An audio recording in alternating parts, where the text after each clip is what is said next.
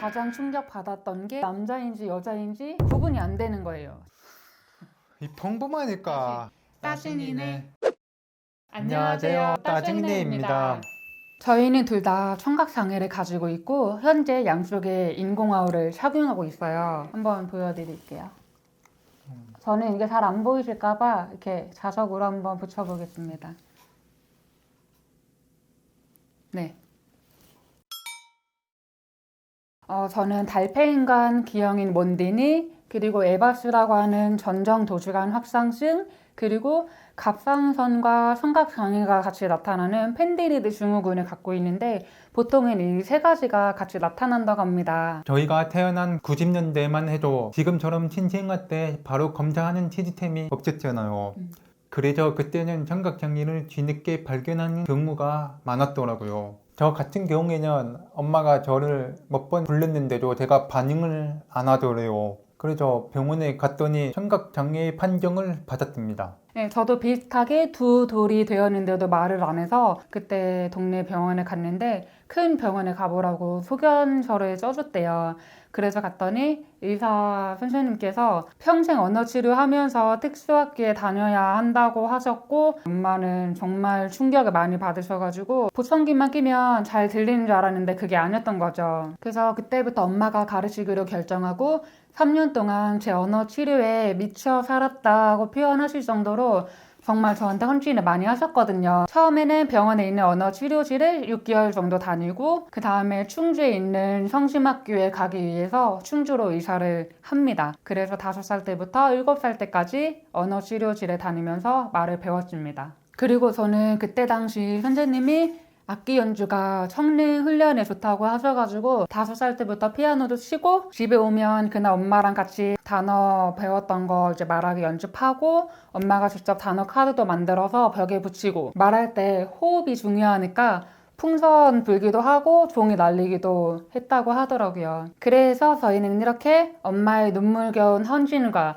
가족들의 사랑 덕분에 지금 이렇게 저희 둘 다 잘 듣고 말을 잘 할 수 있게 되었어요. 그래서 지금 이 자리를 빌어서 우리 사랑하는 가족들에게 다시 한번 고맙고 사랑한다는 말 전합니다. 나도 잘 안 간대. 아니 여기 가족들한테 하는 거라고. 나도 잘 안 간대.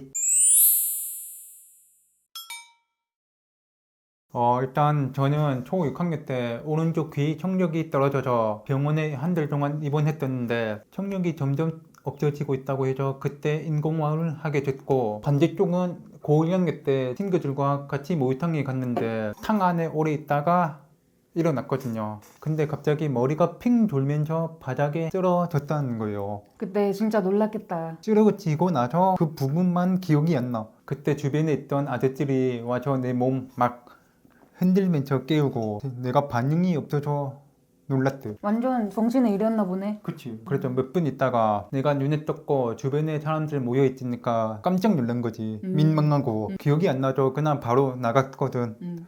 근데 머리 말리는데 뭐 불룩 튀어나온 게 있는 거야. 근데 알고 보니 큰 혹 있는 거지. 근데 혹이 날 정도면 엄청 세게 넘어졌나 보네. 소리가 엄청 컸대.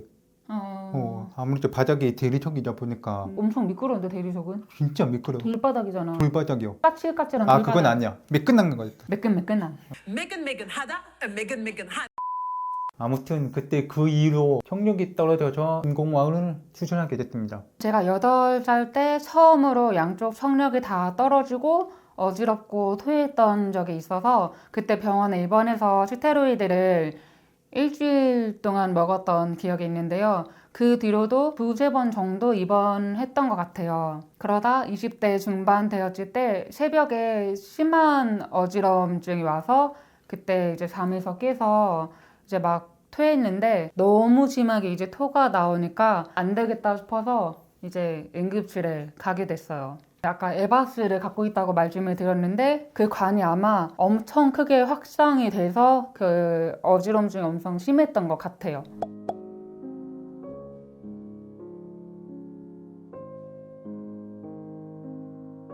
그래서 이번에도 스테로이드 약을 먹으면 당연히 성력이 돌아오겠지 하고 기다렸는데 2주가 지나도 성력이 안 돌아오는 거예요. 그래서 다시 병원에 갔더니 아마 이제 어릴 때부터 스테로이드를 너무 많이 먹어서 내성이 생긴 것 같다. 이제는 인공와우를 해야 된다라고 하셔가지고 그때 오른쪽을 하게 됐고 이제 왼쪽 보청기, 오른쪽 와우로 이렇게 지내오다가 왼쪽도 청력이 이제 조금씩 떨어져서 왼쪽도 와우를 하고 지금은 이렇게 양쪽 다 인공와우를 하게 됐습니다. 인공와우가 낀다고 해서 소리가 바로 들리는 게 아니거든요. 맞아요. 저는 이제 20대 때시니까 아직도 기억이 나는데 수술하고 선 기기를 꼈을 때 가장 충격받았던 게 남자인지 여자인지 구분이 안 되는 거예요. 말하는 사람이 남자인지 여자인지 구분이 안 됐다. 심지어 목소리 높낮이도 구분이 안 돼서 진짜 나는 지금 이 현실 세계에 있지만 가상 로봇 세계에 온 것처럼 모든 소리가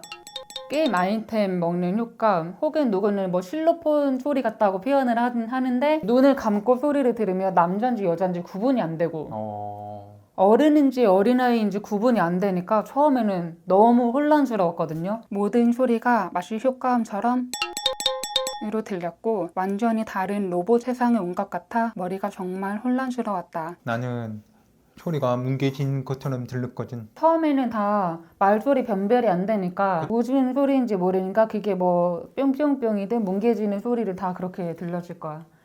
그래서 재활이 필요한 거고. 그래서 나는 처음에 너무 혼란스러웠는데 빨리 소리를 너무 잘 듣고 싶으니까 진짜 죽어라 재활했거든. 재활 일기도 쓰고 가족이나 친구랑 통화하면서 내가 얼마나 알아듣는지 확인하고 그랬지. 음악도 엄청 듣고. 맞아. 나도 와우 하고 나서 대화도 받고 노래가 들릴 때까지 계속 들었거든.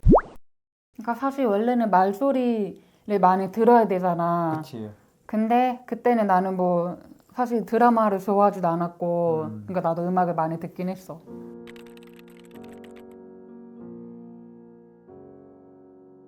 지금은 저희 둘 다 잘 듣고 있어서 감사하고 만약에 인공어가 없었으면 아무것도 못 들었을 거니까 너무 힘들었을 것 같은데 지금은 이렇게 기술이 발달된 시대에 살고 있어서 참 감사하다는 생각이 듭니다.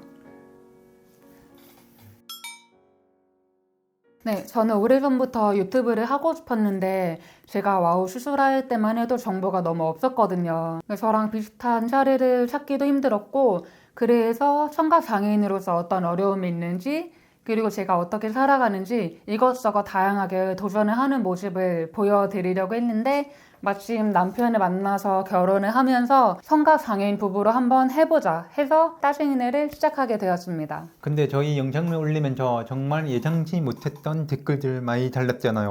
맞아요. 그러니까 청각장애 자녀를 키우는 부모님들께서 정말 많이 댓글을 달아주셨어요. 우리 아이가 왜 이렇게 하는지 몰랐는데 궁금했는데 영상을 보니까 너무 많은 도움이 된다고 그래서 와 이건 우리가 해야 하는 일이구나 라고 사명감을 느꼈습니다. 그리고 같은 청각장애인으로서 공감이 된다는 댓글도 많았고요. 청각장애인이 대한민국에서 두 번째로 가장 많은 장애 유형이거든요. 청각장애인이면 말 못하지 않나, 운전은 어떻게 하냐, 편견이 정말 많더라고요. 청각장애인도 100명 있으면 100명 다 다르거든요. 왜냐면 청각장애인의 원인은 정말 많고 아직까지 밝혀지지 않은 원인도 많기 때문에 그리고 청각장애가 이제 발견된 뭐 시기라든가 각자의 재활 방식에 따라서 다르기 때문에 이러한 것들도 알려드리고 싶고 청각장애인을 겪는 현실과 저희가 부부로서 재밌게 살아가는 모습을 보여드리려고 합니다. 궁금한 거 있으면 댓글 달아주시면 참고하도록 하겠습니다.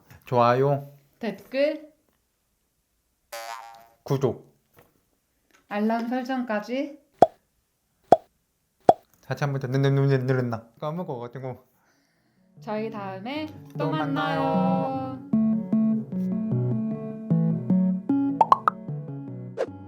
안녕. 이거 고마해라. 이 평범하니까 구독해주시고 저희 다음에 그러면 왜? 오늘 저희 오늘 영상 잘